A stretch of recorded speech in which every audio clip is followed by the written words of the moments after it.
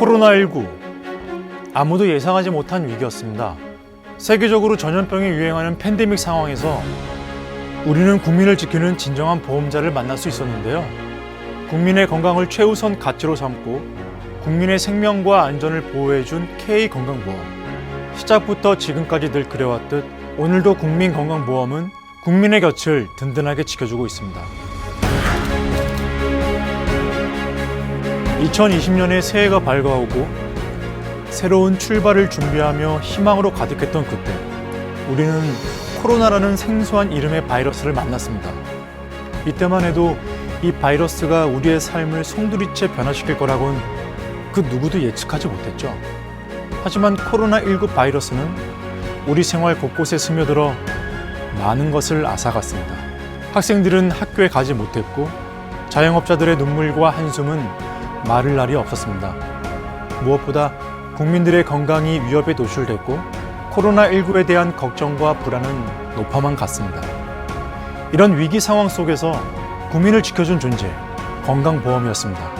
한국의 건강보험 제도를 향해 전 세계적인 관심이 집중됐고 건강보험은 언제나 그랬듯이 진정한 보험자로서 국민의 곁을 굳건히 지켜주었습니다. 일단 국민들의 경제적 부담을 덜어주기 위해 코로나19 검사와 치료비를 지원하고 경영난을 겪고 있는 요양기관에 진료비를 조기 지급, 우선 지급하였습니다. 갑자기 코로나가 걸려가 되게 당황하지만 또 이거를 만약 본인 부담하라고 다 전액을 부담하려면 많이 부담이 컸을 텐데 또 이렇게 국가에서랑 또 공단에서 이렇게 지원을 해줘가지고 또 이렇게 치료를 받을 수 있어서 참 좋고 참 감사하고. 생활시설과 의료기관에는 인력을 파견하고 요양병원과 요양시설의 방역점검에 동참했죠. 예방수칙을 홍보하고 올바른 마스크 쓰기 캠페인을 펼치면서 방역에 최선을 다했습니다. 이렇게 코로나19를 경험하면서 국민들도 건강보험에 대해 긍정적인 인식을 표했는데요. 코로나19를 겪고 난 뒤 내가 낸 보험료가 가치 있게 쓰이고 있다는 것을 알게 됐다면서 적정 수준의 보험료는 부담할 가치가 있다고 생각한다.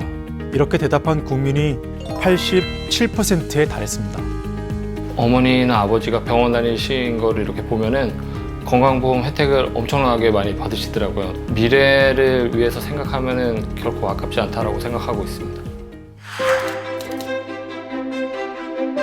이제와 돌아보니 태어난 순간부터 오늘의 낮까지 숨 쉬듯 자연스럽게 건강보험은 늘 한결같이 우리의 곁을 지키고 있었습니다. 우리나라 최초의 의료보험은 1977년 7월 1일에 시작됐는데요. 500인 이상 사업장의 근로자가 그 대상이었죠.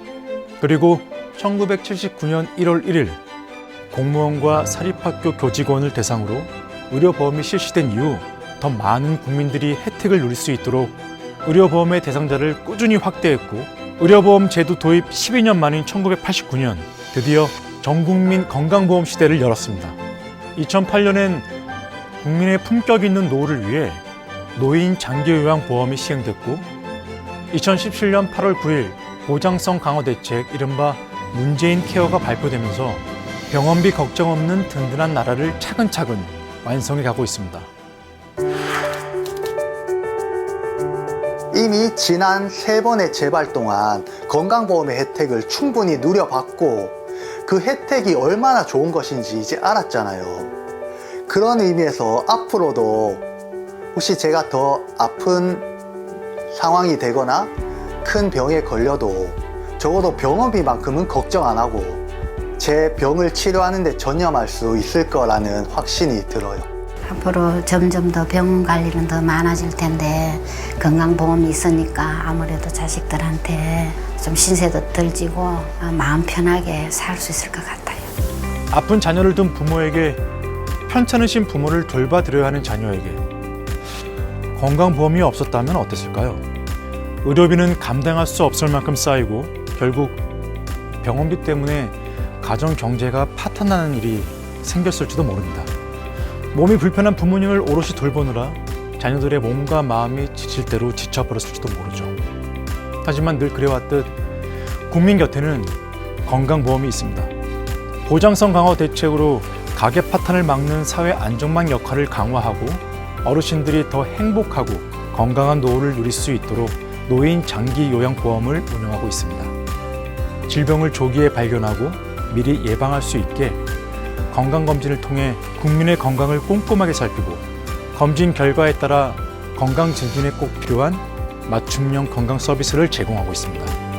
또한 더 공정하고 더 투명하게 보험료가 부과될 수 있도록 보험료 부과체계 1단계 개편도 성공적으로 추진했습니다.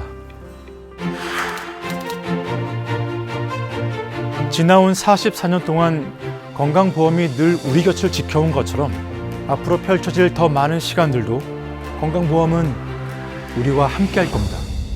국민을 지키는 진정한 보험자가 되는 길, 앞으로 가야 할 길이 참 바쁠 것 같은데요. 건강보험은 어떤 계획을 세우고 있을까요?